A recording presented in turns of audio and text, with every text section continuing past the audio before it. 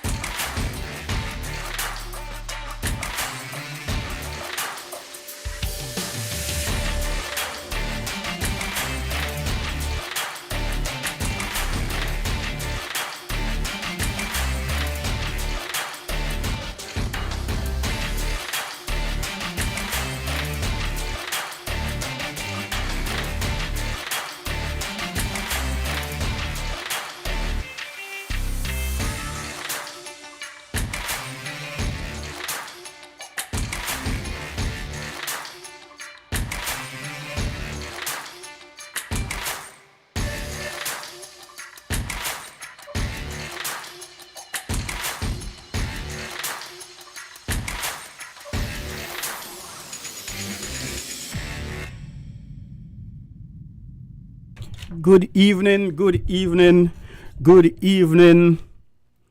Welcome to another edition.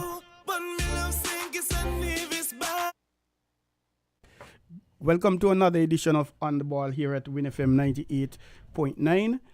I am Troy Biff, your host, and it is indeed a pleasure for me to be here once more. And I'm hoping, I do apologize for the tardiness.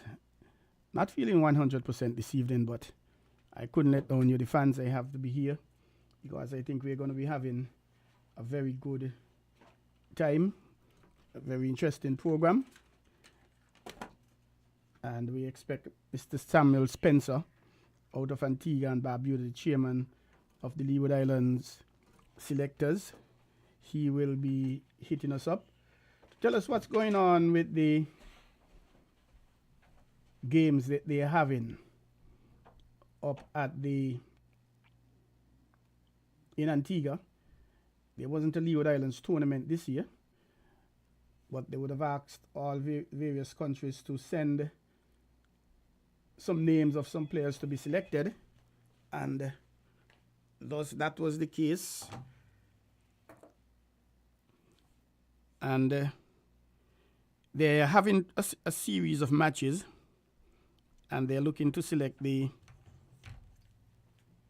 Leeward Islands team, but he'll tell us more about that. The West Indies Under 19 Female Championship that's happened down in St. Vincent and the Grenadines. And Mr. Percy Daniel Sly, he is down there with the team, and we're going to give you a bit of information about that as well. And we are going to be having Mr. Norval McCall, former national player and a commentator and analyst, football, cricket, etc. And also Mr. John Samuels. He is the local expert on Duckworth Lewis. So he will be telling us, he'll be here as well, a commentator and analyst as well. And both of them, we will be doing a review of the Cricket World Cup. What could have been and wasn't meant to be and should have been, however you want to call it. And we're going to be looking at a preview of the West Indies tour of England. The team is already there, and we know Kyle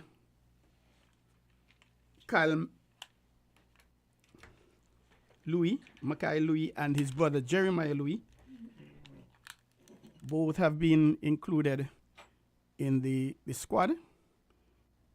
So we wish them well. Both Kitishans, the first two Kitishans to have made the West Indies team. And we've gone from not having any West Indies play the first game in 28, I think it was. And played England in the first match.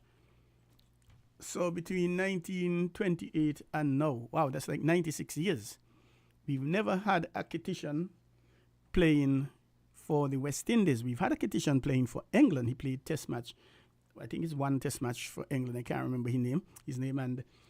But the two Louis brothers, they are the first Kitishans, and they were born in St. Kitts to be playing, to have made the West Indies team. So we haven't had any in 96 years, and all of a sudden in 3 weeks we've had two.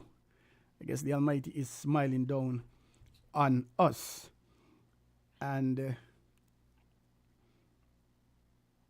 if we take a look at let's start off with the females. Cricket, the squad that is down in Trinidad and Tobago. I'm going to call them out in a minute. And it's interesting, there are two players from Bermuda.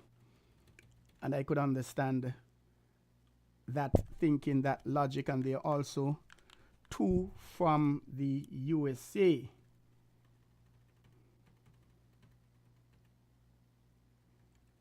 And I hope I get them right.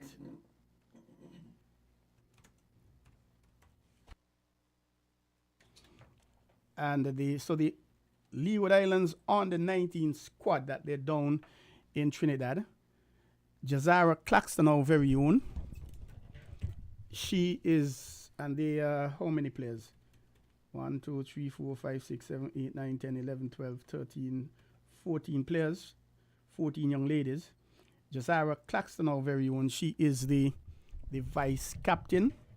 Kimberly Anthony out of Antigua and Barbuda.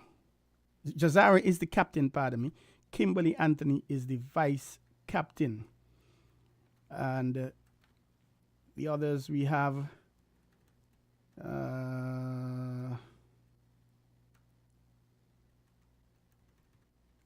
Jada Collis. And these are the Kititians in the squad. Jazara Claxton captain. Elia Weeks.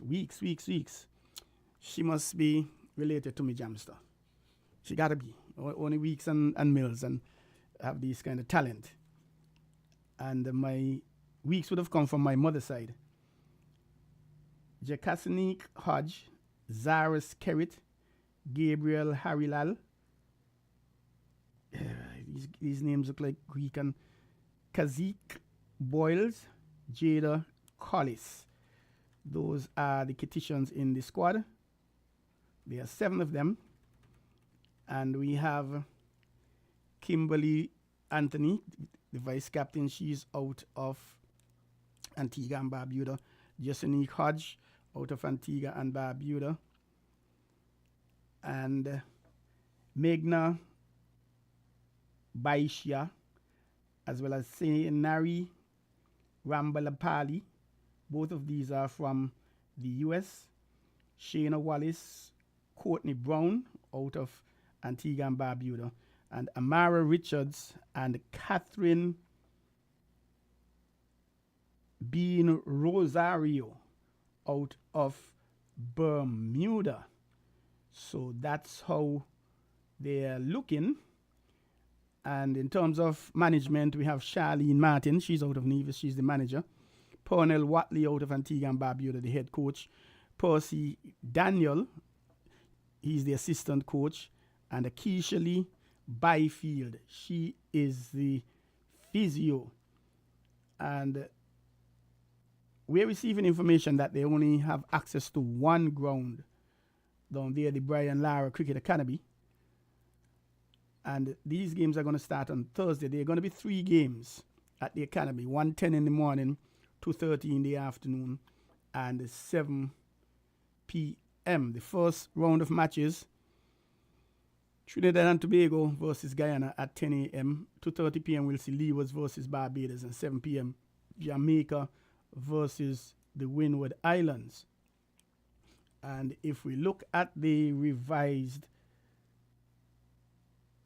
schedule, those games are going to be played on Thursday 4th. Friday is a rest day. Saturday, July 6th, West Indies versus Barbados at 10. Well, I have to do some confirmation, because this is now saying that 3 grounds are available. I have to confirm that, having heard that there's only 1 ground. So chances are it's going to be West Indies versus Barbados at 10, Trinidad and Tobago versus Leeward Islands at 2:30 p.m. and Guyana versus Jamaica. That's on Saturday the 6th.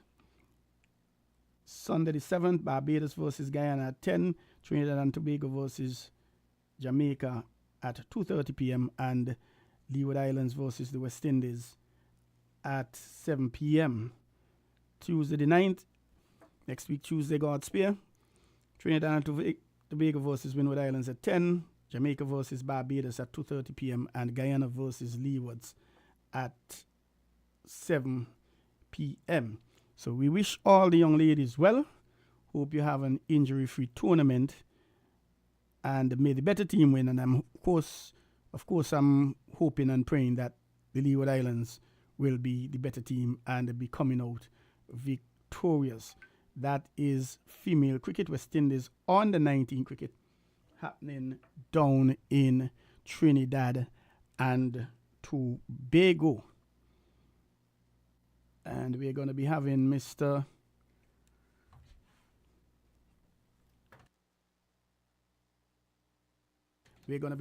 Spencer Amory. Forgive me. May his soul rest in peace, Spencer Amory. We're going to be having Mr. Spencer Samuel, the chairman of selectors for the Leeward Islands. He will be with us in a moment and a half. And we are going to be hearing about what's happening in Antigua in terms of the selection of the Leeward Islands. While we set up for Mr. Samuel, stick and stay, don't go away, and we will be right back in a few seconds and a half.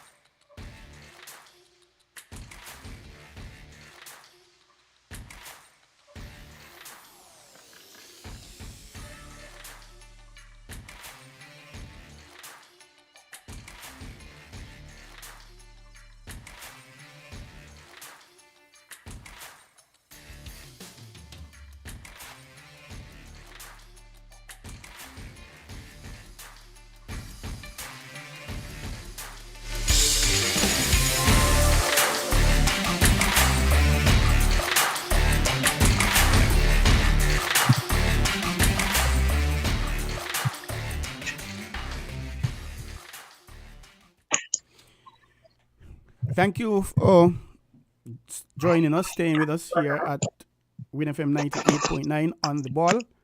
I am Troy Biff, your host. Happy Tuesday to you. And forgive me, bad manners, please. I didn't wish those who are celebrating birthdays today happy birthday. Anniversaries, happy anniversary. Those who will be celebrating between now and the next week, Tuesday, happy birthday in advance, happy anniversary in advance. And those who celebrated between last week, Tuesday, and yesterday, happy belated birthday, happy belated anniversary. And congratulations for any good thing that may have happened in your life. Promotion, you got a new job, a new car, a new bicycle. Hey, even a new girlfriend or boyfriend. Congratulations on that. And while we are speaking, I'm very mindful of Hurricane Beryl that is coming to the Caribbean. The WINNMedia Family, St. Vincent and the Grenadines carrier crew, they got a good bashing. It's heading for Jamaica. And we heard of one death in carrier crew. We say condolences to the family, friends, the community of that person who passed. And we are praying and hoping that all will be well with the other islands. And this is historic. We've never had a Category 4 hurricane so early in the hurricane season. This is the second, B as in Beryl. So it's the second named storm that developed into a Category 4. And it did reach a Category 5 at a stage. And this happened in June. Today is the 2nd of July. So all of this is historic. And there are a few more systems coming off. So we encourage you to be prepared. We now have Mr. Samuel Spencer on the line. Good evening, Mr. Spencer. How are you, sir? I'm very much under the weather, but I could not at least come on air this evening to update you on the best of best matches that were played in Antigua for the Leeward Islands Hurricanes. Speaking of hurricanes, I hope that has nothing to do with Beryl. Well, certainly not, because I decided, that we would have named our teams Hurricane Water and, excuse me, Hurricane Winds.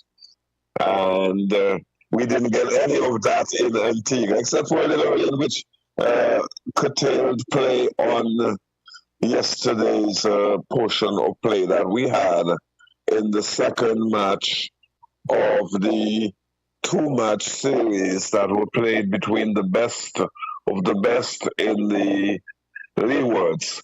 We should have played some matches against the windwards, but unfortunately, Hurricane Beryl spoiled our plans because you had strong winds in St. Vincent and in Grenada, a good portion of water, and it just didn't allow for the matches to come off because the players could not travel to Antigua.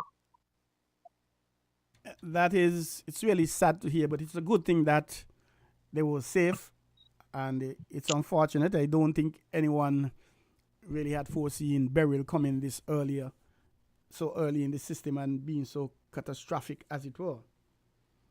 But we're glad to hear that That is persons are safe. absolutely true. Yes, we did not expect a hurricane. The weather came upon us very quickly indeed. We did plan for two matches and possibly three matches, in terms of the best of best. And then we would have played two matches against the Windward Islands. Excuse me.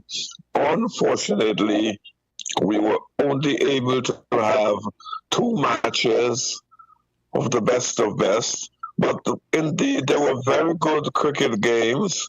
And coming out of that, as chairman of selectors, I was able to see some of the players that I've not seen from other territories like the USVI, the BVI, Anguilla, St. Martin, Nevis St. Kitts had, of course, sent some players, and we did have Antigua also had players in that best of best. There were a few players that were missing that were part of the franchise, but this afforded some players that were called in for these matches to at least be seen and display their talent. And it was very good indeed that we had two Centurions. We had from St. Kitts, Jaleel Clark, who scored a splendid 118 in the first game.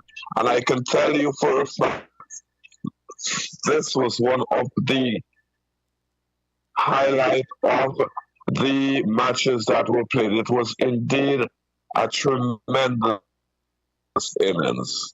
And also, we had Penny Feather from St. Kitts, who scored 70 odd in one of the matches. We have Kadim Henry of Antigua, who scored 2 half centuries and a century not out in 3 innings that he had played so far in the tournament.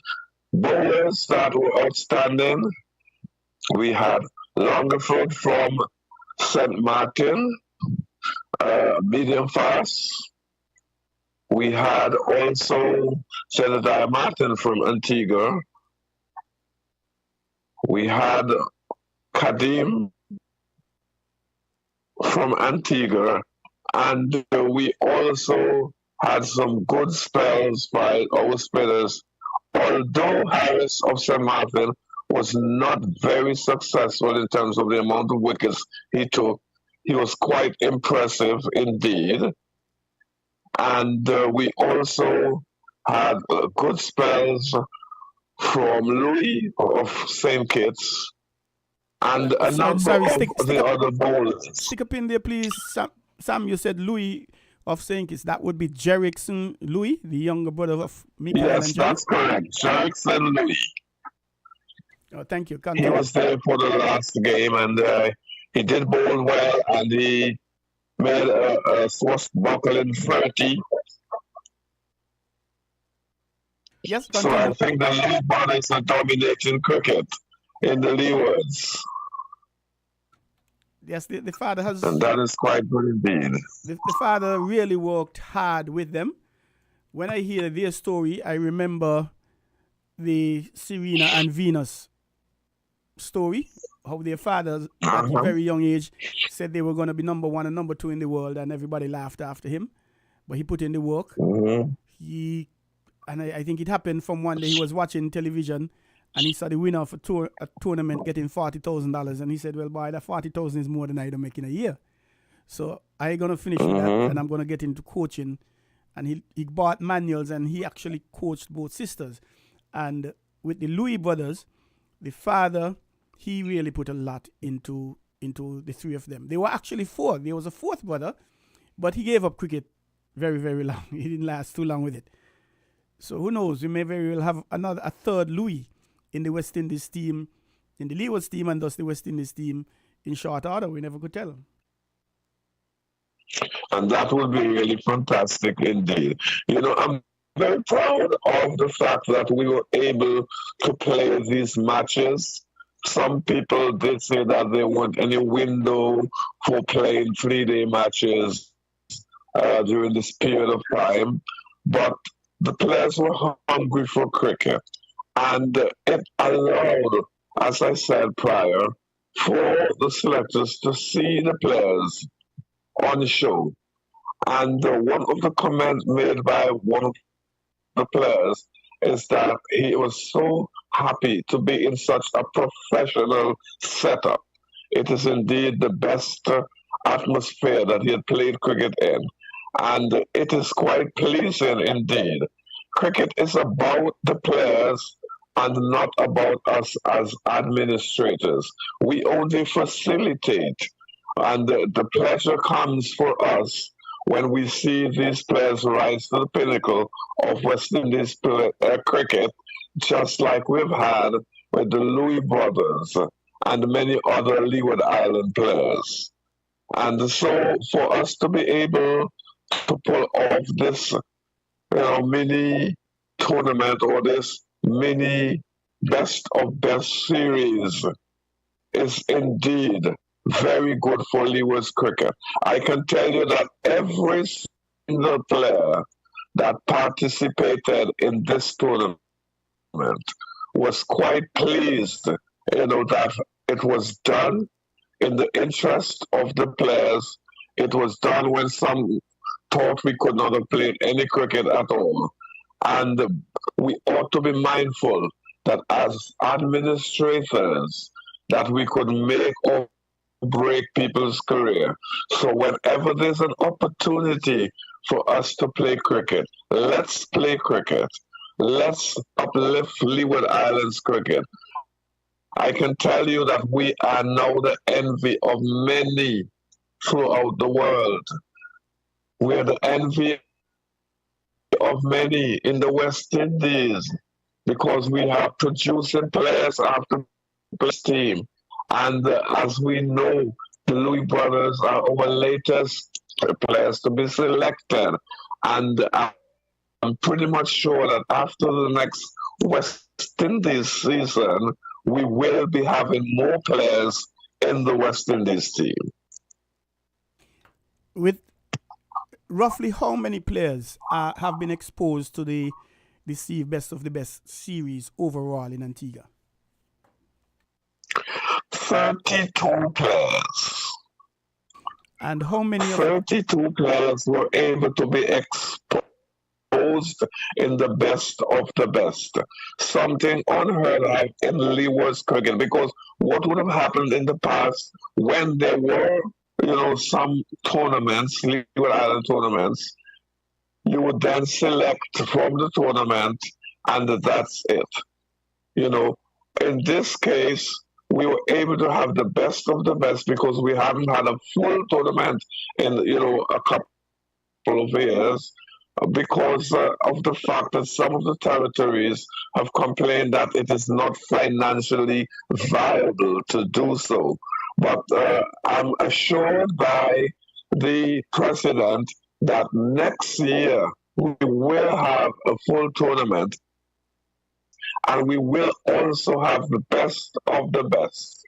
We're also looking at implementing a under 23 or 23 and under Leeward Islands squad. We've got to have a feeder program into our hurricane teams. So we'll have the under 15s, the under 17s, the under 19s, the under 23s, and then we have the Hurricanes. And this doesn't take away from the fact that any player, no matter what age, based on his performance, eligible to play for the Hurricanes. We have Joel Andrew at age 17, who had performed creditably for the Hurricanes in the season that just went by in the Western League tournament. And we are looking at our young players to elevate them. We are looking at our young players to elevate them, to ensure that we can have them at a young age be noticed by West Indies and the world. The Leewards do have talent, and we just want to ensure that we play the cricket and we have fair selection of players, irrespective of territories, and just make Leeward Islands cricket the best that it can be. And with that, we'll be able to strengthen the West Indies cricket. I like the idea, and especially exposing the younger players. And when you say young players, LaShawn Bergen of St. Kitts, he readily rushes to mind. It's, in my humble view, was very most unfortunate that a West Indies under 15 team wasn't selected. Even if the names were just announced and a match wasn't played, I'm thinking it would have been nice if they had played even 1 or 2 to 20 matches against, say, an Antigua national team or Antigua under 19 team, Antigua Barbuda, so to speak. So all these players could say, hey, I made the West Indies under 15 team. Like LaShawn Bergen, for example. He's now with the Leeward Islands under 17, and we are expecting great things from him.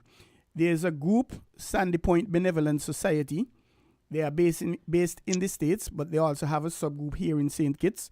And they presented him with a full cricket kit. Everything that he'll need for cricket, except, of course, runs and wickets. And they presented him because they are impressed, very much impressed with how he has been performing, and he's just 15. So we're expecting great things from him.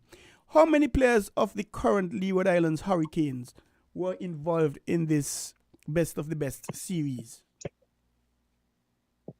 There were quite a few players. As a matter of fact, what we had were players from the current Hurricanes. Some of them are in other countries at the moment, with permission, of course, to play some form of cricket. However, the squad that was selected, some of the territories did send players that were involved in the Hurricane setup, but I would say that the majority of the players that played in this Best of the Best were players that were on the fringe, or players that can move into the setup, in time to come. So it is a case where, even though we did not have all of the Hurricane players available, it created an opportunity for the selectors to see the vast talent that we have. Take, for instance, as I did mention, the fact that Jaleel Clark, with whom I'm very much impressed, played a masterful innings, or 2 masterful innings, because he made a century and a half century. And those were the only 2 innings in which he played. He kept wicket very well indeed. Take Kadim Henry, a player for whom I advocated last season to join the Hurricanes training camp. This did not happen, unfortunately. And he turned out three reasonably good scores, 60 odd, 70 odd, and a century not out in the 3 innings that he played, plus wickets. This is a player that bowls left arm spin, right arm off spin, and also a good enough wicket keeper. He's just an outstanding cricketer. And I know there are many more. I was impressed with the keeping of Burton and also Joshua Grant. You know what, Troy? The Leeward Islands is blessed with an abundance of wicketkeeper batsmen. That I just feel that in order for them to play first-class cricket, we might have to export some of our players to some of the other territories, some of our wicketkeeper batsmen, because we have about 5 that could walk into a Leeward Island setup. And that is a very good problem to have, Sam. And Carlon Bowen Tuckett, he would have toured Ireland with the academy team. He is also another good keeper bat as well. And he bowls a little bit of off spin as well. Yes, you have Tuckett. You have Joel Andrew also went to Ireland. Both of them played. Both of them kept wicket in matches there. We also have, as I said, Clark. We have Burton. We have Joshua Grant. So we have an abundance of good young wicketkeeper batsmen. As a matter of fact, I'm so pleased to see the talent that were on display that I know it's going to be a headache for the selectors, a good headache to have when you have the abundance of talent that were on display. And what is very good too is the fact that the players, the players were so enthusiastic about playing in the tournament, or the matches that were played. They put out of their best, and they're anxious. One of the important things that they're just saying that, look, we want to have more of this. And it is indeed good, And that is very good when you have the players themselves saying we appreciate it and we want more, we are hungry for it. And we have a situation here in St. Kitts. We haven't had two-day cricket for some time now. For example, the new executive, they were voted in last year, April. And between then and now, they have only hosted one tournament. That's a T20 tournament that was completed in 7 days because there were 6 teams. So they played 5 matches and semi-finals and then the winner and third place. And even when you look at the membership of the St. Kitts Cricket Association, and I'm going back to last year elections in April, there were 58 votes available, 58, of which there were 5 clubs and each club had 2 votes. So that meant there were 48 individual votes. So even if all the clubs voted for change of the executive, nothing would have happened because they would have been numbered possibly 48 to 10. And I am firmly of the view 4 clubs voted for change. This is a dangerous precedent being set because clubs should have the greater say in the development of their cricket. This is not the best way to go. Yes, you must have administrators, you must have members, but there should be something in place to ensure that the clubs have a greater say in the development of the cricket.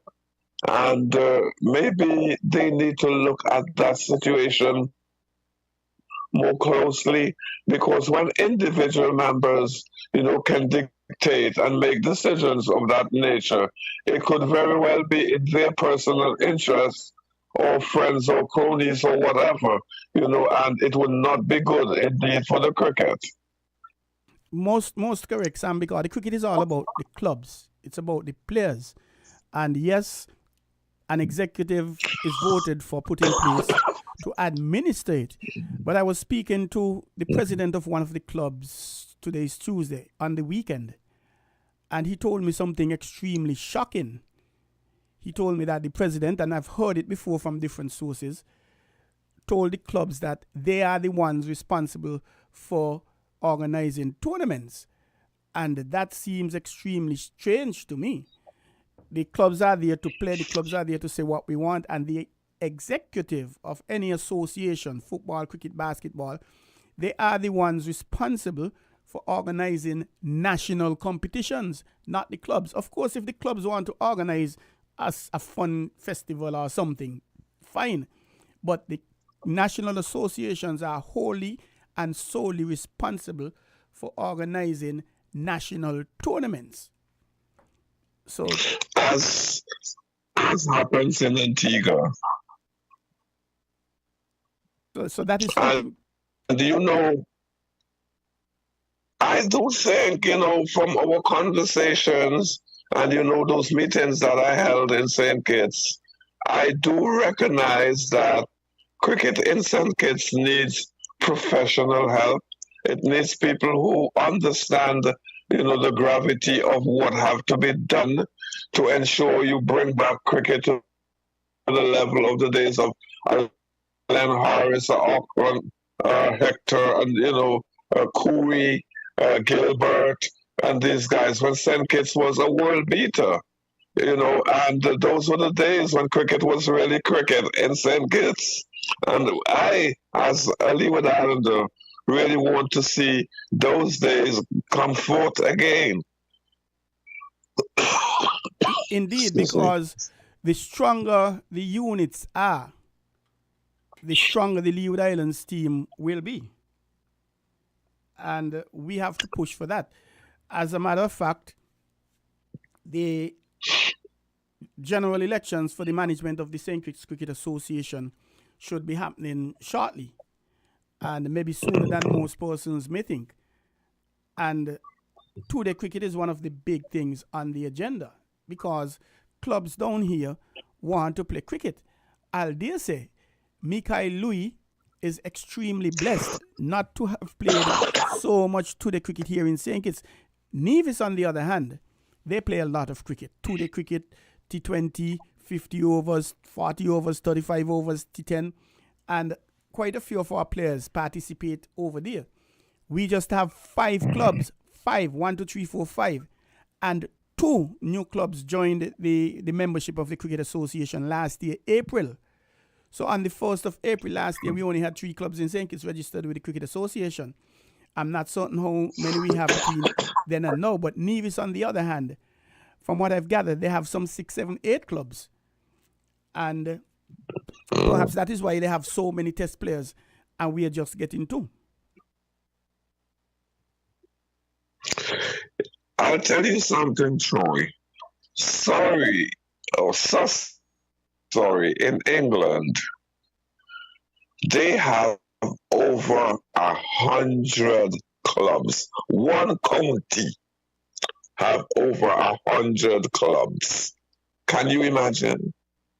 That's a lot of clubs. If we want to allow for our cricket to grow, if we want to ensure that Leeward Islands produce more good players, the territories have to take responsibilities for the development of their local crickets. And until they do so, we will not get the best players to represent the Leewards, because we would be in a situation where we would be stymied in our players. Some of our players would not get the opportunity to be exposed. You spoke of the young fellow Bogan. I wish that he was in Antigua. I am not taking away the fact that he was born in St. Kitts.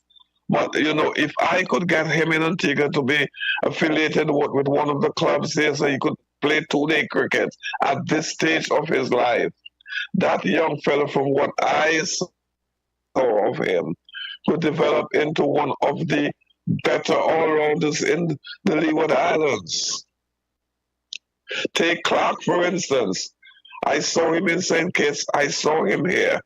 And, looking at him, I said, my goodness, if this guy was in Antigua or in a territory where they played more cricket, he probably would have been further on with his cricket, So we must do something.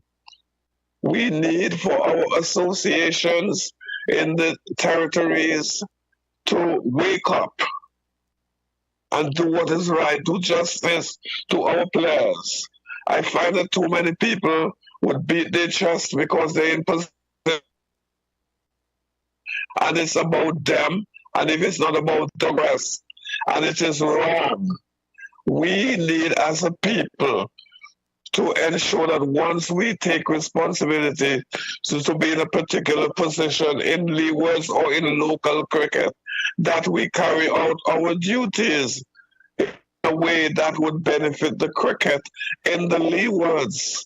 I am very much disappointed when I heard from some of the players, some of the things that were said about cricket in their territories. And that is why some of them were very happy to be here, to be in the best of best.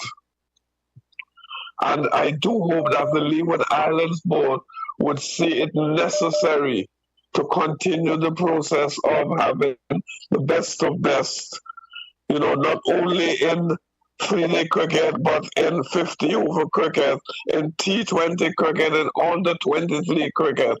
And, just let us expand the cricket to a level where we know that cricket is not just a game anymore. It is also a business. It can determine the career, the lives of many individuals.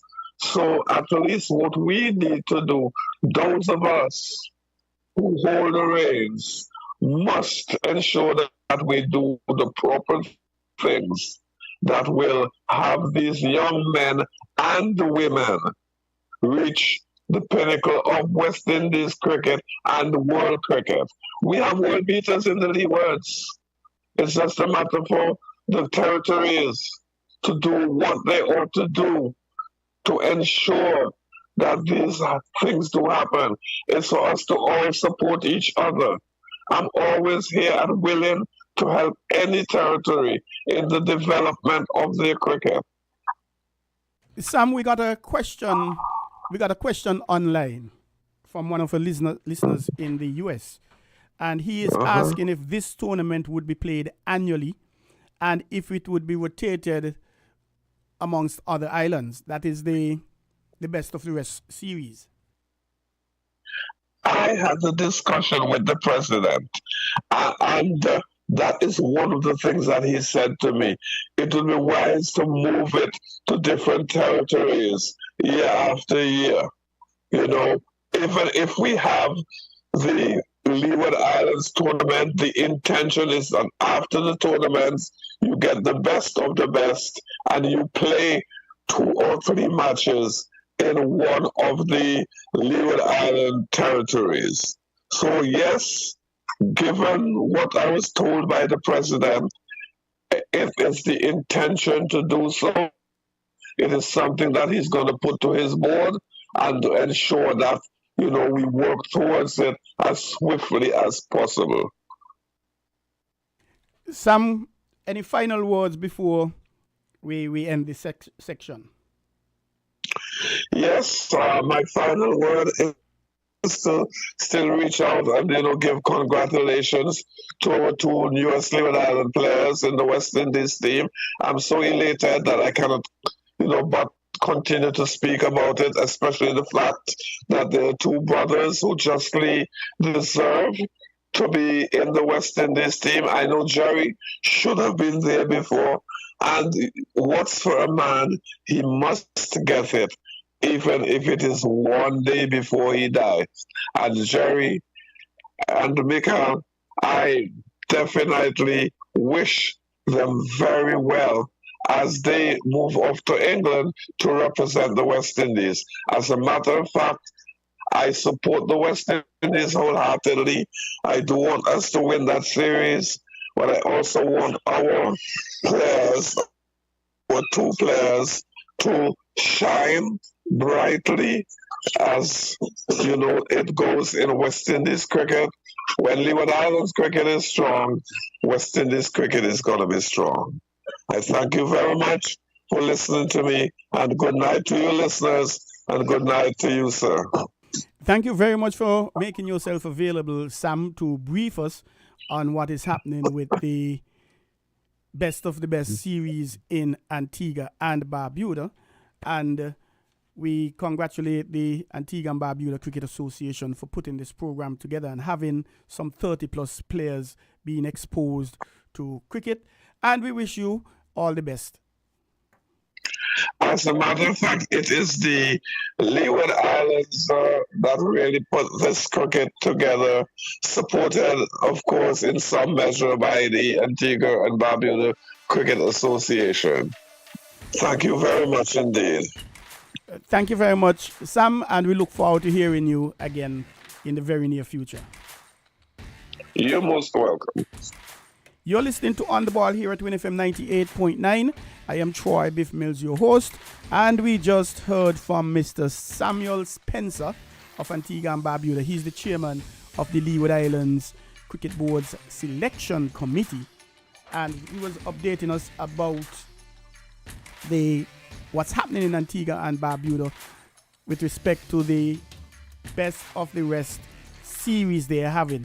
We say congratulations to all the players who have made it, as well as the two Centurions, Jaleel Clark out of St. Kitts and Nevis, and there's another youngster, I missed the name, my apologies, but Jaleel made a century and a half century. The other youngster, he would have made a century and 2 half centuries, and a few bowlers would have done well. Stick and stay, don't go away. We'll be right back. We have our next guests in the studios, Mr. John Samuels and Mr. Norval McCall, and we will be reviewing the Cricket World Cup, the T20 Cricket World Cup. I am thinking most persons would have already shed their tears and they would have filled some buckets and bath pans with tears. I don't know if any of these two gentlemen would be some such persons, but we are going to analyze that, and we're going to talk about the West Indies team tour to England, 3 test matches, and how we believe it will work out. So stick and stay, don't go away, we'll be right back.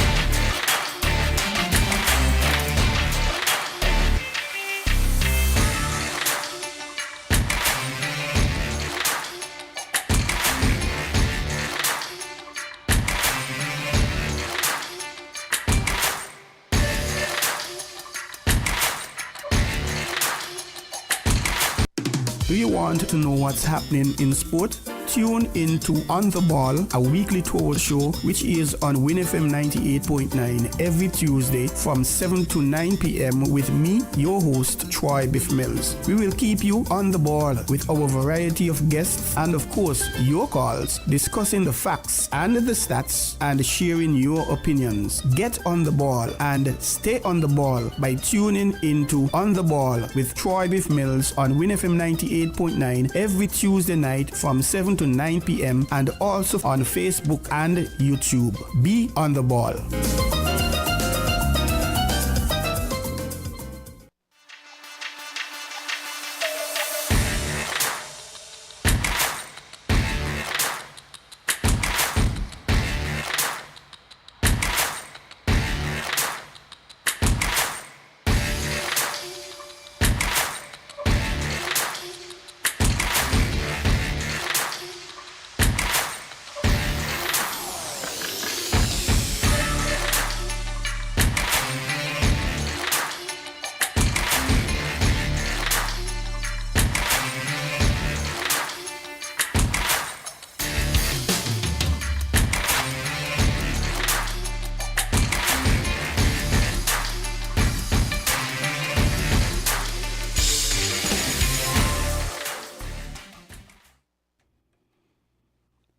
Welcome back to On the Ball here at WinFM 98.9. I am Troy Biff Mills, your host, and we have our next set of guests here with us, and we are going to be talking cricket World Cup, West Indies, what were the good things, the not so good things, and of course you're invited to call in and share your view 4660989, or you can call me via WhatsApp, and we'll be able to post you live, carry you live, and we will touch a bit about what we could expect from West Indies in England. Would any of the Louis brothers play in the first match? Would they both play? Would they both play in the same game? And we have the experts here to tell you about it. But before we do that, let us quickly bring a bit of news out of the St. Kitts and Nevis Olympic Committee.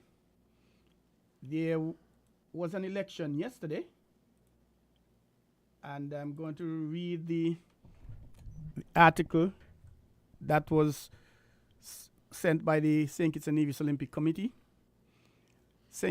It's entitled St. Kitts and Nevis Olympic Committee elects Mrs. Jennifer Nero as first female vice president.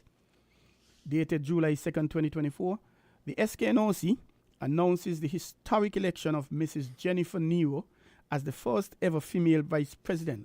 Mrs. Nero, who has been a dedicated member of the SKNOC since 2014 and currently serves as the Women in Sports Commission chairperson, was the sole nominee for the position. So it means that she won unopposed. Mrs. Nero was officially proclaimed the new vice president by Mr. Francil Morris, who served as the election supervisor. Her election marks a significant milestone in the SKNOC's history, reflecting the organization's commitment to gender equality and empowering women in sports leadership. In accepting her new role, Mrs. Nero expressed her gratitude to the member federations for their confidence in her abilities. I quote, "I am committed to upholding the Olympic motto of higher, faster, stronger, together, end quote," she said. I quote, "I will continue to push for excellence within the organization and the St. Kitts and Nevis sports in general," end quote. Mrs. Nero steps into the vice president position left vacant following Mr. Dennis Freddie Knight's elections as the new SKNOC president. Due to last night's election, an election to fill the vacant member position will be held on July 22nd, 2024. The SKNOC extends its heartfelt congratulations to Mrs. Nero and looks forward to her continued contributions to the development and the success of sports in St. Kitts and Nevis. On behalf of On the Ball, WinFM 98.9, its management, staff, and board of directors, and of course on my personal behalf, I say congratulations to Mrs. Jennifer Nero, and she was once a member of the West Indies Cricket Board. So this is a young lady who has been around with sports, and I think her trade would have been netball. And we say congratulations to her and the best wishes, and it is well deserved. So we go right now into Studio 2, and we have two handsome gentlemen in here. Good evening, gentlemen. Welcome to On the Ball here at WinFM 98.9. Good evening, Troy. Good evening, and thanks for the invite. Good evening. And could we start by both of you telling us a little bit about yourselves, please? Well, if I may go first, I'm Norval McCall, and no stranger to the game of cricket. Had my short stint playing some national team cricket. I've done some commentary around, and I'm just a regular cricket enthusiast, and I might dare say I'm in great company because my very first stint doing commentary was with Mr. John Samuel, and he also was my geography teacher in high school, so I've learned a lot in school and out of school from Mr. Samuels. Is it that you're that old, or Mr. Samuels is that young? Well, I'm not too sure which one it is. Good evening, Mr. Samuel. Good evening, sir. Good evening to your viewing and listening audience. Biff, I think you may have jumped in a little bit ahead of me because I was going to thank Norval for letting the audience know how old I am. by indicating that I was his geography teacher. John Samuel is the name. I've been a commentator for a variety of sports: track and field, cricket, netball, volleyball, football, boxing, you name it. I would have been around it. I'm more of a sports enthusiast than anything else. In fact, those persons who know me well, they would refer to me as a sports junkie.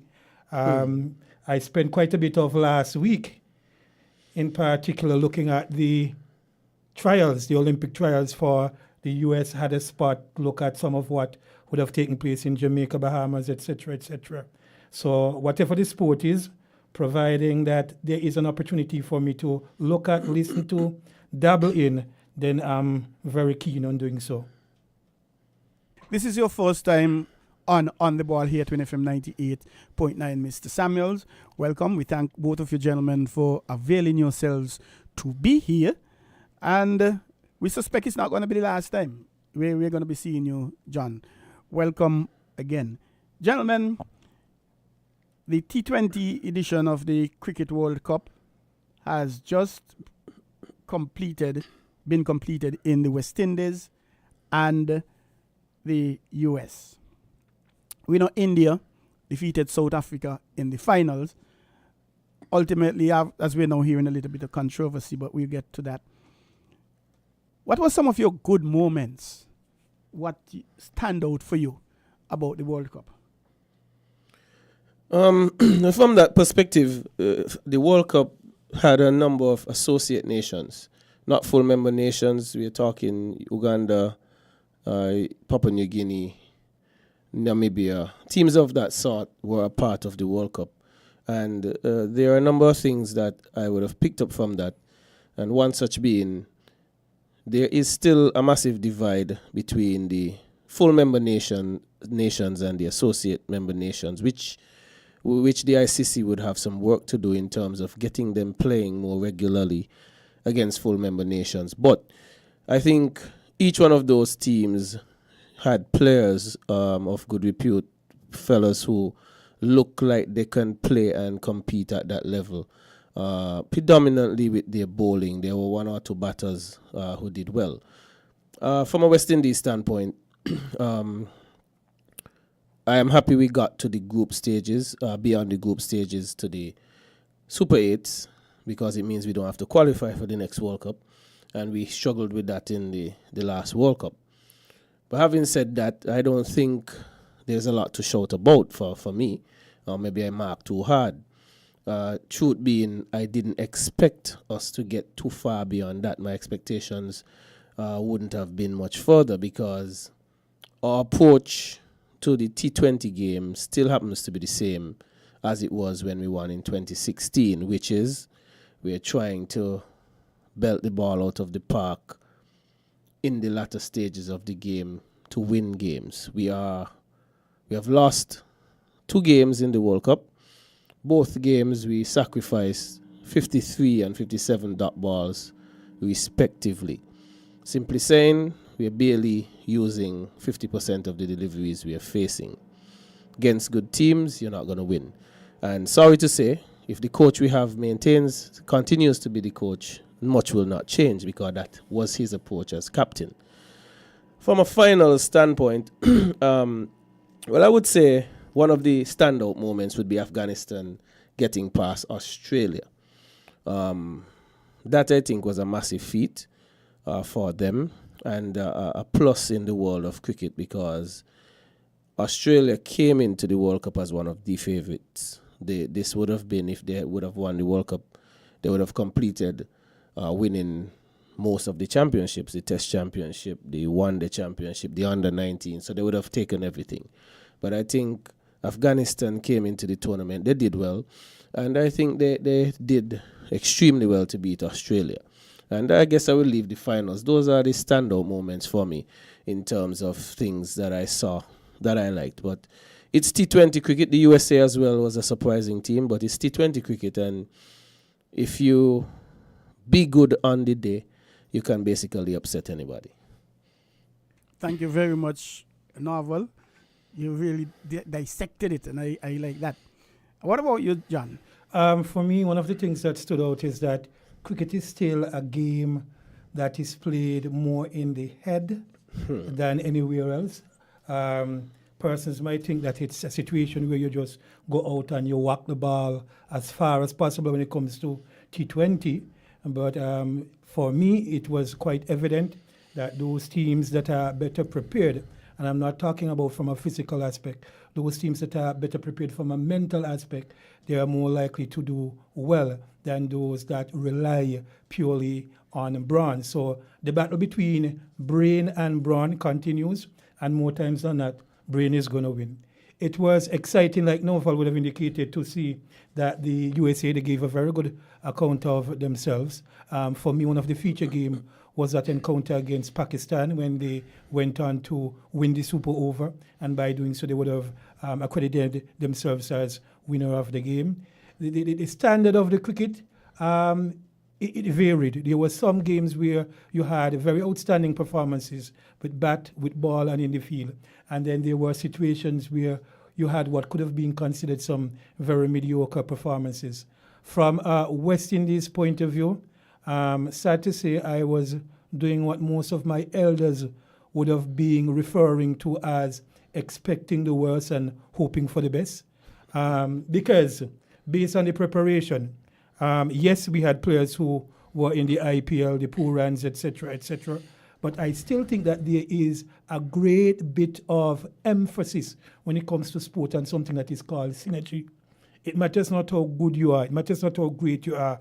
The chances are that if you're playing a team sport, the more you're able to bond with your teammates, the greater are the chances of you doing well. You begin to understand the ways, you begin to understand the thinking, you begin to be able to make predictions based on what you would have observed. And in that series against South Africa, leading up to the World Cup, a number of our players who were tired, who were weary, who were being rested, they weren't a part of that team. And of course, you had them coming in for the tournament proper, the T20 tournament proper. And in spurts, in fits and starts, you had them performing relatively well. But there is a great deal to learn from the tournament in more ways than one. I still think that the bigger nations, the Englands, the Australias, the India, they get preferential treatment. There's no two-way about it. If you look at it, for instance, India knew well ahead of time where they would be playing their semi-final if they got that far, while other teams had to be wondering where they would be playing. And of course, you could see that the ICC, like most of the other international sporting bodies, they still put a great bit of emphasis on the financial aspect of the game, and sometimes to the detriment of the development of the game at the grassroots level. But don't you think, John, other teams knew if they were to have made the finals, where and when? No. It wasn't as clear-cut, sir. No. India knew early o'clock, very, very early o'clock, that should they make the semi-final, they were going to be playing in Guyana. A number of the other teams Not didn't only have that, advantage. the time of the game was different too. For India, they made sure that it was a day game, and that's why the finals was a day game, because it catered to the audience in India. It was prime time audience time in India. And that is one of the drawbacks and very disappointing things for the World Cup that I saw. I think if you're playing a World Cup, no one should have an advantage. You're playing, and these are the times preset a month prior. Well, the time was preset for India. Meaning, I'm just saying, if you look at World Cup football, you could look at the fixture, and there's no advantage that you could gain. If Brazil make it, this is where they would play. No, that's not the case. Right. That's not the case. But India got that treatment, and hence the reason people are saying, they shouldn't feel that proud of winning the World Cup. But basically, having said that, I thought it was handed to them as well. They shouldn't have won, in my view. Where Samuel spoke eloquently about brain up against brawn. The South Africans did not approach the game with too much head. If you look at how Quinton de Kock got out, I mean, that's ridiculous. I gave the game away there. You look at how Stubbs got out and the timing when they got out. If those two batted for another 4 overs, India would give up. But you leave that open, and then you can't get 26 runs, 24 runs from 26 balls or something like that. It's just ridiculous. But there are some other positives. I mean, I think there are some positives and downsides. The game is growing in the US, which is good. But I think it's going to be good for whom? Good for the West Indies? I think it's going to be to our detriment. Oh, okay. I was about to ask that. And I'm going to add this. Having not bidded for the World Cup, St. Kitts, that is, we now are a couple of years behind everybody. You look at St. Vincent, their stadium looks world class. When are we going to get on par in order to be able to attract that international interest? Because I promise you, in a year or two, they're going to tell us that our stadium is not international ready. So that would be the drawback. But the game is growing in North America, and sad to say, Samuel's made a point that the ICC looks at money. They made it very clear. They built a stadium in New York for $40 million. In one game, they made $80 million. In the India-Pakistan game, they accounted for $80 million from that game alone. Which was strategically positioned on the fixture. But we realize as well that it wasn't only that game, but India would have played most of their early games in the US, and it was deliberate. It was strategic. To make money. So imagine building a stadium and you make 2 times the amount from one game. And then the persons within the vicinity and environs of the stadium communicated that it's the most traffic they have seen in the restaurants and so forth for a very, very long time. Not even basketball or baseball generates that kind of activity in the general area. So if you want to put economics and economic spin on it, you ask our Prime Minister, as Minister of Sports, why wasn't it here? Well, remember the Minister of Sport indicated there were 4 priority areas which didn't allow them to do that. The New Basti High School, alleviating the water situation, alleviating the electricity situation as well, and the new hospital to be worked on. So he would have said that the government's decision was to concentrate on those 4 priority areas as opposed to invest how many millions into the cricket. Yeah. Well, I don't buy that. Personally, I don't. I know more than I'm willing to say on radio. But if that's what the minister is using as his defense, he also used the fact that we'll get warm-up games, which we didn't. 10 to 20 of them. Not only that, but the warm-up games were supposed to be drawing crowds as large as the real thing. So he said a lot of things that were really inaccurate, and there were more damage control statements than I think they were genuinely accurate. But from a cricketing standpoint, the World Cup, I would say, would have been a success. It's cricket. I looked at as many games as I could have, and I enjoyed the cricket. As I said, I just think the finals really shouldn't have gone India's way, just for a little bit more brain. We take it for granted. When we look at the West Indies, and I can't stop talking about it, many persons praise Pooran for his inning against Afghanistan, and I didn't. I thought, okay, he got to 98, but it probably should have been 120. For the mere fact that he used up so many dot balls in those middle overs when the spin bowling was on. And Samuel, you might want to comment on this. Is it that we still have a problem playing spin? No doubt about it. Not just spin, but anytime the ball moves a bit, we're in trouble. So if there's a bowler who comes on as a medium pace and he's able to wobble it a bit, we're in trouble. Because the movement of the feet is something that restricts us. And if there's a spinner, whether he's spinning the ball viciously or not, we are going to be in trouble. Slow bowling. You mentioned something, well, a few things I'm hoping that, we could comment on. We are hosting, I think it is Bangladesh later down in the year here. I think we've got 3 one-day slated versus Bangladesh. 3 games. The World Cup, yes, it's the creme de la creme. But these international matches, how far are they in terms of everything, the aesthetics, the amenities, the organization, the grounds? How far are these matches when it comes to the World Cup matches? What's really the disparity to say, okay, it's okay for St. Kitts and Nevis to hold 3 games against Bangladesh, but you can't hold Test cricket. World Cup matches. Well, let Samuel start on that. From the viewpoint of audience, you're going to find far more persons looking at the T20 game, the international cup that you had being, the World Cup that you had being held here, than the Bangladesh series. However, I want to believe that there are certain basic things that you'll be looking for, and I can't see them being too far off.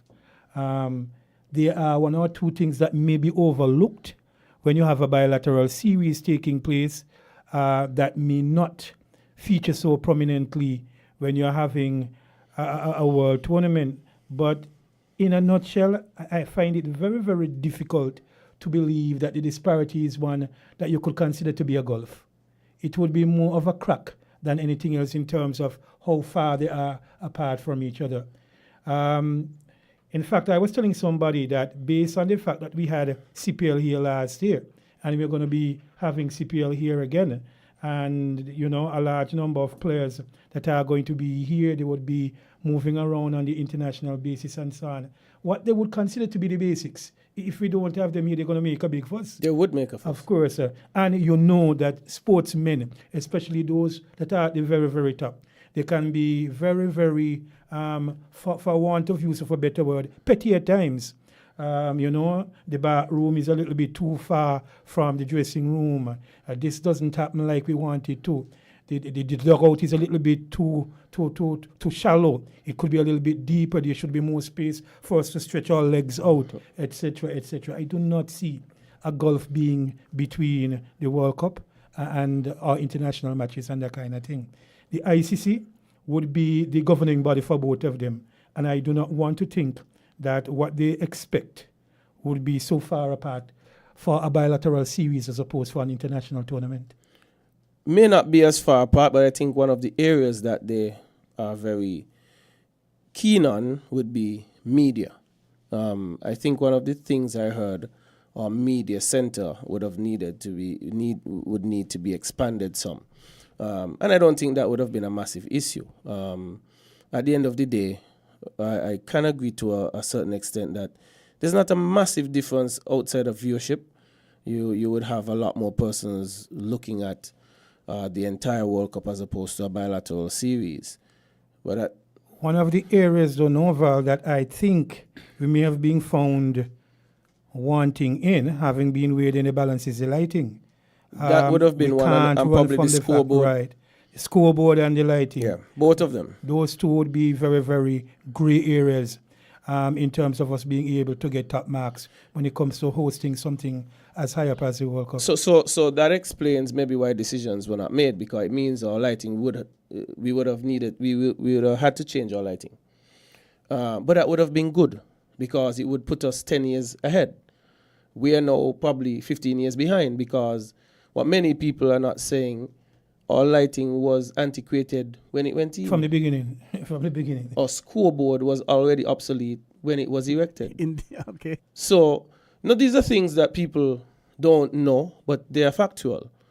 So we missed a massive opportunity to directly upgrade our facility, not for the World Cup, but for the next 10 years. We would have been putting ourselves ahead. But what is the difference? As Samuel said, the lighting would have come into question, and the scoreboard facility, and I think the media center definitely may have needed expanding. The U.S. hosting the World Cup. Somehow I'm thinking, yes, it was a joint venture on this occasion, but somehow I am thinking and believing that sometime in the very near future, the U.S. will be bidding wholly and solely to host the Cricket World Cup at whatever level. Do you think that is something realistic? If you believe so, how soon can you see that happening? It's more than realistic, man. I think their challenge would be committing grounds to cricket, because that was not the case in the U.S. In New York. But once they're able to commit enough grounds to the game, and my understanding is that they have something close to 250 leagues going on in the States right now. Now, if that doesn't speak volumes and their interest in doing something such as fully hosting the World Cup, that says a lot. Where we have an advantage, though, is that the West Indies Cricket Board is the governing body for cricket for Canada in the north and Chile in the south. So they can bid, but I don't think they can bid off of themselves. It still has to go to the West Indies Cricket Board. It's managed and governed by the West Indies Cricket Board.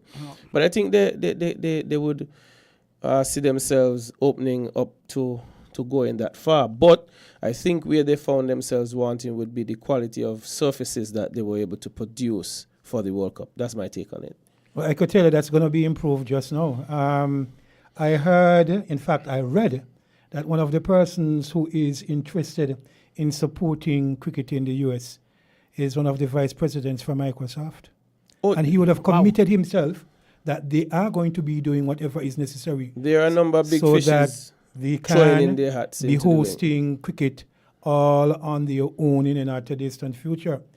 When you hear that the vice president of Microsoft is saying, hey, it's not just him. this There is were a what couple we're of willing them. to do. There are a couple of big companies that are interested in the game. Then you have this gentleman who owns Willow Cricket. He has Willow Cricket started to show cricket in the US. And he's committing a lot of funds to the cause as well. So they have a backing that we don't have. Well, that's what I was going to say. One of the resources that they have that we don't have is money. They have and money. it's going to be very, very prominent in a not too distant future in deciding, hey, you know. In fact, not only that, but Ramnari Sawan, former vice captain for the West Indies team, etc., etc., he was saying that he's a bit scared for the West Indies. Yes. Because he's thinking that a number of players from the Caribbean who may have been born in St. Thomas and St. Croix, or they would have been born in the US, you know. A lot of us, we've got the habit of borning our children in Miami, New York, wherever the case is, and then they come back here. He's seeing that because of the amount of monies that you have being involved in a not too distant future, the Major League Cricket is going to be very, very strongly competing against CPL and things of that nature. I saw that article, and I think he's even going further than I would have gone. There are persons here who function in coaching capacities. They have gone to the US from this time of the year, in the last, right after COVID, and spent a 3-4 month stint in the US. Cornwall. Cornwall did it. Jay Taylor has done it. There are a number of persons who are getting calls, hey, you could come and do a 4-month stint, and they're willing to pay you what would be very comfortable for you over a period of time. So even before you get to playing in the Major League Cricket, there is money to be had at the lower levels. So Sawan is totally right about the injection of funds that is available there that could draw players who may have their US citizenship to go and play for the US wholly and solely. You're listening to On the Ball here at WINNFM 98.9. I have with me in studio Mr. Norval McCall and John Samuels, and we're basically looking at the World Cup cricket. We'll have them until about 5 minutes to 9, and we're going to be chipping in with a bit of the West Indies tour as well. You mentioned born in the US. A few weeks ago, I saw an article where some players from the Leewards setup, they were thinking about, they took action against the US board for denying them the opportunity perhaps to play for the US. Jamal Hamilton was one. I think he was born in St. Thomas. Karima Gore from Antigua and Barbuda was another. Those two names stand out. I'm not remembering the other, but they were Hayden Walsh is born 4, in 5, St. 6. Croix as well. There were 4, 5, 6 of the Leeward Islands players. They had some issues. Now, visa restrictions, visa limitations. One of the key players for Nepal, I think it was, he wasn't given a visa to play in the US. However, he played in the Caribbean leg of the tournament. He didn't need a visa. But how would that visa system affect the development of the game, especially hosting these tournaments? We know that it does play a role. The Leeward Island tournament, you remember not so many years ago, you would have had the situation where St. Thomas and St. Croix would have played as the combined Virgin Islands. And we would have had situations where teams that were a part of the tournament, it became extremely expensive for them to be getting visas to go for matches to be played in St. Thomas and St. Croix. And I think that's one of the reasons why, in the long run, that team kind of faded out of the tournament, because when it came to them hosting games, it became very, very difficult. So that's one of the areas that they would have to address if they really want to be a prominent part of what is taking place. If it happened at that level, hey, somebody's going to have to sit down, somebody's going to have to strategize and say, these are the things that we need to do to ensure when our players are supposed to be going to that era, there's a waiver, there's something done to ensure that the tournament continues. Well, I can definitely speak to the Leeward Island tournament situation. My first year playing for St. Kitts, we traveled to St. Thomas. I didn't have a visa at the time. And most of us who got a visa got a one entry. And they allowed you to send the passports off at that time. But all that was still at the expense of the St. Kitts Cricket Association. What I find interesting with the cricket, though, the US has hosted the World Cup football before.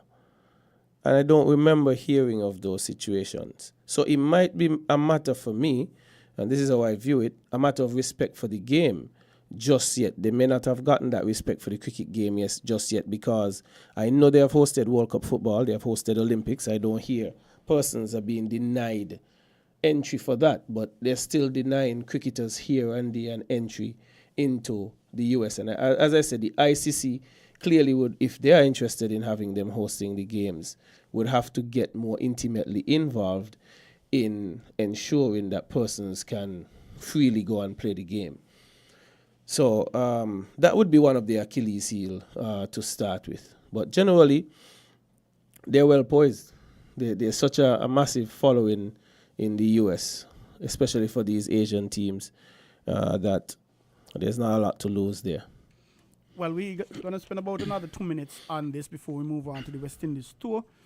You mentioned the 57 and 50 plus balls. 57, to put it in perspective, in a T20 match, 10 overs, which is half the match, is 60 balls. Correct. And for you to face 57 dot balls is basically like you're giving the other team 10 overs off, so to speak. And you mentioned, I think it was you, John, Brain versus Braun. The West Indies players, we seem to play from the shoulder down and not anything above. So that will have to be something changed, even at the youth level, in my humble view, on the 19s, on the 17s. But you made a point, McCall. If the coaching staff remains in place and that is their philosophy, that is what they're going to want you to do. Well, Darren Sammy has said they're a 6-sitting team. So yes. That speaks volumes, that speaks to... But you could look at the strategy of the team. That's how they played every game. They backed off at a certain stage. They go hard in the first 6 if they could. Then by the time they reach over number 9, 10, 12, 11, 12, 13, they sort of step back, wait around. If they get one, they take it. Don't push for 2. You could hit the ball in a gap. They're going to just jog 1. And then when they get to over number 15, they start to unload on you, because, of course, there's something that we have that a lot of teams, we are blessed with power. But at the end of the day, good teams, skillful teams, they're going to work that against you. I mean, I remember in 2016 when we won the World Cup, I told my brother this will be the last World Cup we'll win, and he asked why. I said for a while. He asked why. I said because we are just hitting sixes. The other teams have already gotten to the point where they're willing to work the ball around and still score. So until we could get to scoring 7 runs and over, 8 runs and over in those middle overs without bashing the ball, we're going to always struggle, because the England game was so simple. We should have scored 230. But again, we did the same thing. We lost wickets foolishly. I really think Pooran gets too much praise. He does a lot of foolishness, in my view. For the ability this young man has, he doesn't put the team on his shoulder. Look at the vast difference with Virat Kohli. Kohli faced 59 balls in the finals. That's half the batting. And he got out late. You wouldn't get that regularly from a Pooran. He'll score 60 and he'll come out. Like he's satisfied. So it's a lot of that has to change, the mentality. Samuel spoke to it and we can't reiterate it more. It's too easy to see where our shortcomings lie. From a bowling standpoint, I generally feel our length is always too short. Of course, there are some guys with a little bit of pace, but good players will handle that. You have to, at times, get that length up to create some ability. Imagine we have guys with a new ball and still banging it into the pitch. Why? Give it a chance to do something to the ear. It's just, some of it I just can't understand the thinking. As a society, I want to say that we have lost a number of things that made us competitive. And for me, I don't know how many of us look at it from this point of view, but the games that we played as youngsters growing up, a number of them, they forced us to think. Novel, I don't know if you would have played any draft, any checkers, any dominoes, but it goes beyond just matching, it goes beyond just moving. Those are games that you would have to strategize for Think a lot. if you are to be victorious. Dancing as well. And I realized that a number of the things that we do now is to get the Xbox and those kind of things, and we give them to our children, and we say, okay, you go and play with that. Another thing that I'm going to touch, and some people are going to be rapping me on my knuckle for this, is that I remember when I went to school, everything was competitive, be it academic, sports, whatever the case is. And somewhere along the line, some pretty smart, in inverted commas, educators, they came along and said, hey, competition is bad. You label some people as being X, you label some people as being Y. You can't embarrass them. There's some kind of a trauma, etc., etc., etc. Because it's done elsewhere. We start to pat everybody on the back. They say, well, everybody is a winner. That's not true. Everybody isn't a winner. You can't tell me that Uganda would have been winners of the World Cup and India walked away with the trophy. So we say, oh, everybody is a winner because everybody participated. We need to get back some of those things that would have made us competitive as a people, as a team. And until we begin to fuse that with a keener sense of brain worth, then, like I said, Novel, the West Indies team is going to be in trouble. I mean, it is a known fact that if you pitch the ball a bit wide, you are calling outside the half stump, Pooran is in trouble. Yep. And the commentators are singing that to you long before he enters. Don't you think that somebody from the West Indies coaching staff would have heard about it somewhere in a conversation nobody and decide that we are going to be working with this gentleman along that line? How does he react to the ball that is pitched wide? Is he moving his left foot too early? Does he have a trigger movement that signals to the bowlers that this is likely to happen? I mean, these are some of the things we've got to ask ourselves. Well said. 3 quick things before we move on. You mentioned Uganda, and they must receive a lot of credit because from what I understand, they don't have any facility with lights in Uganda. They don't. And they made the finals. So that is tremendous. I'm hoping now the ICC will develop some program, some plan, along with some key shareholders, to have at least one stadium that is lit. And they performed well because it's not easy to be catching a ball in the dark night, the ball coming out. Well, I can speak to that. The very first time we started playing under lights, we went to practice over on the football field. There were no lights in Warner Park. And we were doing some high ones.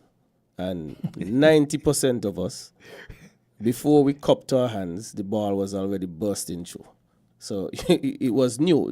The truth is it falls out of the ear a lot quicker at night than in the day. That's just a reality. So in cricket terms, you have to get to the drop zone quicker and get yourself ready a lot quicker. But it's all credit to them. But the question I'll ask you when you're speaking of programs for the Uganda, in 1996, Kenya made the World Cup, and that's the ODI World Cup. We haven't been hearing much about them for the last 20 plus years. So there clearly is a disconnect in the African continent and the development of cricket with the ICC. Indeed.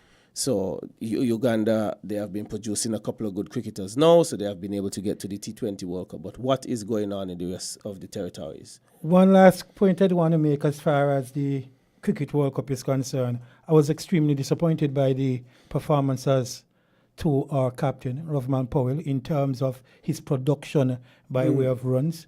I think, well, he would have played all of the matches that we played, and he would have ended up with a meager total of 102 runs. From a leadership point of view, I would give him maybe a 7.5, an 8 out of 10. But when it comes to him getting down to the point where he takes responsibility, I am the captain and I'm going to lead from the front, I didn't really see much of that coming from Samuel, him. I'll say this. Rovman is one of those players, for me, if he's not captain, he wouldn't be in the team. I am as blunt as that, because leading the team with the bat, I don't think he's capable. Rovman played a game in Connery a few years ago and scored 100 against Leeward. I remember him blasting the ball all over the place. 100. Right. And I was doing PA work and got caught up in the game. And I remember shouting, it was Terence. I said, Terence, the young man cannot score the ball from third man right up to extra cover. Look at him bat. He hits the ball extremely well down the ground. He goes long off, long on, middle wicket. He might be able to hit you behind square on the leg side. He's not capable of opening up and hitting it through extra cover. He cannot hit you. He cannot cut very well. Recently, I hear Bishop say that he can cut. I said, Bishop don't understand a lot of things. But if you could tell me where he got out against England, it was a wide ball, floated just outside off from the leg spinner. He had hit 3 down the ground. He peeled off the third man, and that's how he got out against Leeward. I shouted to Terence, I said, just flight him one wide. He cannot hit it. He doesn't have the technical prowess to get that ball into the offside as he wishes. So he has technical deficiencies, even in the T20 game, that can be exploited very, very easily. But I do not think he is a consistent enough player to be in the West Indies team unless he's captain. That's just my view. 2 quick things. When you look at the way some persons got out, to me, a question jump out. Is there any selling out happening? Look at Quinton de Kock in the finals. He just struck 1 a 4 that's down fine leg. Yep. They move a fielder right there. And all the fielder had to do was just open his hands. They took the time, moved him. He looked around, watched the man. And still put it down And his the throat. man bowled the exact same ball. Put it down his throat. So when I see these things, I'm wondering, is some selling out happening? Claasen's out was a bit soft to me too. Well, strategic with the keeper. Pant? Well, I don't know if he was so Taking a much break. strategic, but even when he took the catch, he was hobbling. So I don't know if he was strategic. No, but it may have been, but it strategically worked for the South Africans because there was a 3-minute pause or thereabout, which slowed them down and put them out of their rhythm. Mental toughness. Yeah, you can't let that get to you. Mental toughness. The pitches. We had, 2 games above 200? Yeah, I think the pitches were good. This is just my opinion. I get fed up. That's why I don't watch a lot of the IPL. Massacre for I bowlers. dislike looking at cricket where a player could just go in from ball 1 and start hitting the ball. That is not cricket for me. Go in, close his eyes. Yes. That is, and I think putting a little bit, I think maybe some of the pitches in the US may have been bad. But when you get a pitch that could give you a touch of sideways movement, ask guys to use some technique and bat. We are still playing the game of cricket. Something in it for the bowlers. If you hang around long enough, there's something in it for the batters. So I think that is something that maybe the ICC needs to get back to so that teams could fight their way to a 160 as opposed to just blasting to 230. I don't like to see that sort of cricket. So for me, it was, okay, look at the finals. It wasn't an out-and-out freebie pitch. You had to work for your runs, and both teams were able to get. Aside from Kohli. Yeah. So, well, 3 of the South Africans 4 of them got starts. Exactly. Yeah. Mm-hmm. So the pitch was good enough to play yourself in, but you could clearly see that pace bowlers were getting it deviate off the seam and stuff like that. So it offered a little bit for everybody. That's what I would prefer to see, some balance. Gentlemen, let's shift to the West Indies in England. There is going to be a 3-day match, warm-up match as it were, a county select 11. That's on Wednesday. Tomorrow. The first test, Wednesday 10th. And the second 18th. test, the 18th. The third test, the 26th. What can we expect? Would you guys, gentlemen, be bold enough to name your starting 11? And perhaps a lot of persons will say that depends on this warm-up game. But what can we expect of the West Indies team? The first thing I want to say is that the 3 venues that are being used for the games are venues that we would have lost badly the last time we were in England. We played at Lords in 2017 and we lost there by 9 wickets. In 2012, we would have played at Nottinghamshire. We lost there by 9 wickets. In 2017, we played at Birmingham, Edgbaston, and we lost there by an innings and 209 runs. So they're playing the mind game with us. Trust me, it is not per chance that we're playing at those particular areas. Yeah. When it comes to the psychology of the game, you've got to give England a lot of cricket credit. That's one of the things that they look at. What may be a blessing in disguise for us is that a number of the players wouldn't have had the experience of losing heavily to England, losing heavily to any team proper, because the majority of them, they're early in their test careers. There's a saying that fools walk where angels fear to tread, meaning that because of your ignorance is bliss, because you wouldn't have been exposed to certain things, you tend to go in, you don't have any fear, and some of the things that somebody may meticulously begin to look at, begin to worry about, which could be a hindrance for you because of that don't care attitude, it leads to success. The West Indies team, it picks itself generally, there isn't too many things that we could do. I expect Louis to open, that's Mikael to open with Brathwaite. I don't see the McCaskey coming in, regardless of what the Bajans and one or two Jamaicans may have been saying. So that's Kirk Mackenzie at 3. Yeah, Mackenzie comes in at 3. Athenaeus, he's going to be in there. 4, yeah. Kavim Haj. 5. The keeper, then they're going to You've got the Silver. If Holder is fit, he's going to play. Then he comes in. Your two Joseph, one of the spinners. Moti will play. I'm tempted to go with St. Clair. I don't know why. Well, he's going to make runs, but I don't think he's going to get wickets. Well, I'm not too sure Moti is going to get wickets either. That's the bad thing about it. And Jaden Seals, he is going to play. So they're going to go for a 3-pace, 1 spin. And I don't see... Yes, you were about to say something, Joy. So you're saying then that Jerry would make the first team at least? No. All things being equal, no. They're not going to pick him.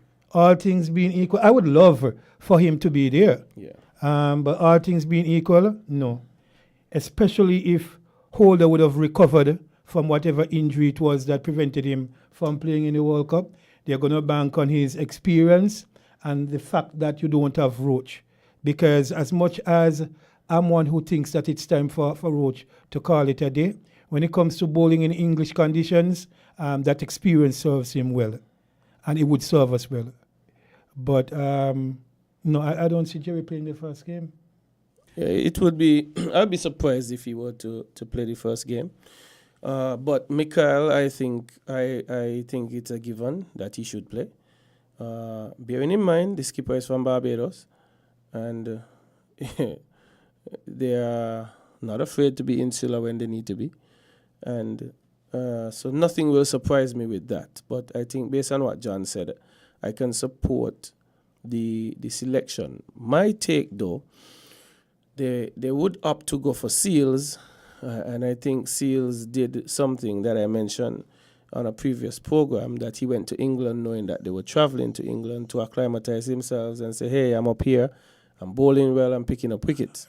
At the same time, I think if you're talking about a player in that squad who could probably get the ball to do something in English conditions, I think Jerry would. He's generally more of a swing bowler than anything else. So he could profit in England, but they're going to go for the fact that Seals have been there. He's also had 1 or 2 test matches. He has a small bit of a reputation behind him. Yeah, so. But then, what would you say to those who argue that Louis is a direct replacement for Kemar, so to speak? I would disagree. And Kemar was an incumbent in the 11. He would have played. If Roach was fit, he would have played, but I don't think he's a direct replacement. They're very... Roach has changed his approach since his injury. He was an out-and-out quick. He relies more on accuracy and little movement off the seam here and there, but I wouldn't say it's a direct replacement. What Jerry would give you that most of them can't give you is some runs. So it's not much really that we could debate with this squad. Results. What sort of results we expecting? West Indies. The West Indies could do well, The West Indies could do well on this tour. If I'm not mistaken, the squad that England would have announced is for the first 2. Yes. Barring our good friend who's retiring, Anderson. Yeah. Bearing in mind he picked up 6 the other day. Yeah. Anderson just would. And he's going to be a handful, trust me. Yeah, he will be. He is going to be a handful. 19 off 10 overs. The bowling attack isn't one that has a lot of test matches behind him. No, because barring Wood is Anderson out. and Wood is out. They would have gotten rid of. In fact, it's Anderson, Gus. The pace bowlers. They switched. Potts is one of the bowlers. Yes, Potts he would have had some experience, but hasn't done super well. No, he wouldn't have had too many matches. In fact, let me pull up this squad. I'm going to try and see what I could find here England as far as they're concerned. So this is who they have. They have Harry Brook, Zach Crawley, Ben Duckett, Dan Lawrence, Ollie Pope, Joe Root, Jamie Smith. Then all around us, Ben Stokes and Chris Walks, and I think he can be a handful, really, Walks. Then you have James Anderson. Yeah. Chris could be a handful. He could be a handful in those conditions. Then you have Anderson, Dylan Pennington, never heard of him. That's a new boy. Right, Gus Atkinson, that's the person who right, yes. Matthew Potts, and then you have the off spinner in Bashir who played in India, which I don't know if they're going to go for. Potts hasn't done too bad, He's played 6 test matches and had 23 wickets. That's not bad to here go or there. Right. Dylan Pennington, I don't know if he's going to be making his debut. I think he's making his debut. Okay. Gus Atkinson wouldn't have played. The good thing about it is that England, they are using this opportunity to rebuild. They realize that there's no Bairstow and there's no Folks, the wicketkeeper, no Mark Wood and that kind of thing. So if we really catch them, if we jump on them early, they could be in a bit of a squeeze. The question I'll ask, would they be using the same approach, the baseball? The baseball approach. Well, trust me, there are some guys there who are famous for the baseball approach. Crawley loves it. Yes. I can tell you. Harry Brook, he is one of those persons who love it. And Duckett, so. Yeah. Well, Lawrence too. Lawrence is a no-nonsense kind of player. And they would have indicated that James Smith, the young keeper who they're willing to try, he's got a no-nonsense approach. In fact, as soon as he would have been announced as a selectee, he celebrated by scoring a century. Gentlemen, any last final words before we bring the program to an end? For me, this is one of the situations where we are going to need to rally around the West Indies. Not just rally around the West Indies, but rally around the Louis brothers. Congratulations to them. I was telling an individual the other day that when the adrenaline is fresh, when the adrenaline is high, you don't really need much of a support. But it's when you get into the trenches and when things begin to go bad, that is where you're going to need the support. That is where you're going to need for persons to come around and say, hey, better days are ahead. Interestingly, Caribbean fans are very, very fickle. You're doing well, everybody is on the bandwagon. you are doing not so well, and then everybody know that you should have been dropped, you're not that good, whatever the case is. But I'm keeping my fingers crossed. I'm hoping that the fact that a number of the more established players are not a part of the English team, that we could go there, maybe get an early test match victory, and all things being equal, maybe spring another surprise and get 2 games, 2-0 series. Well, one of the things I listened to back in the 90s when the English team used to tour here is when they were trying to get to compete with the West Indies. One of the things I heard the captain said at the time, Mike Atherton, they try not to lose, which means if they could push the games to the point of a draw, that's a success for them. But I think what West Indies needs to do is to compete hard, ensure that they if they don't win, that they put a fear in the English team that, hey, these guys are really fighting with us. Having said that, Samuel spoke about the Louis brothers. My fear is I'm not feeling good with how we have rallied behind them. I don't think it has been good enough.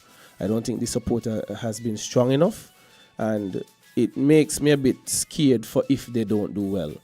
If we haven't supported them when they're on the up, I think we have a lot of work to do for if they struggle. But I think it's a level playing field right now between the West Indies and England, and I think we have a good opportunity to go up there and give a good account for ourselves. So it's a wait and see. I'll be keenly following this first game, and I think we have a lot to offer. I think we have a good opportunity to blood cricketers here in St. Kitts with that success that we've had for those 2 young men, and congratulations to them. I was fortunate to play with one of them. And I hope they can do well, and I wish the West Indies well. But from a T20 standpoint, we have a lot of work to do to get our heads into the game. But I wish the West Indies test team every success in England. Gentlemen, it was indeed a pleasure having both of you, and I really appreciate the fact that you guys dissected and masturbated the elements of the T20 World Cup, the West Indies team. Of course, speaking about West Indies, we could speak for forever. But we're hoping that they're going to do well. Chances are they're going to be rebuilding. We saw the retirement of Kohli and Sharma for India. And the captain, Rovman Powell, I think he indicated that he's going to be thinking about that. This might be his last. Well, we need to also retire Russell. He's never done anything on the international stage for us. I expect Russell's 36. In 2 years' time, he's 38. I don't see him being around for the next one. Well, we need to retire. Johnson Charles at 34. I don't see him being a part of the next World Cup. Johnson Charles as well. But gentlemen, I thank you very much for sharing your views, and I could assure you this is not the last time you will be with us, whether individually and or collectively. And I thank you for sharing your views, making yourselves available.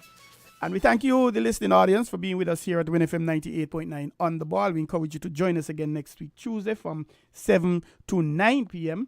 when we bring you another edition of On the Ball. And if we're appealing to you for sponsorship and we're reaching out to you, please give us a call, 466-9586. We are marketing department. We'll be able to work out a package of some sort, any sort, to satisfy you and help you to drive your business. And we look forward to having you again. And as I slip away, I'm Troy Biff Mills, your host. I'm asking you to always be positive in your thoughts, in your words, and in your actions. Thank you for listening. And I can't forget my producer, Mr. Jamster, for being with me ever so faithful. See you guys next week. Godspeed. Thank you.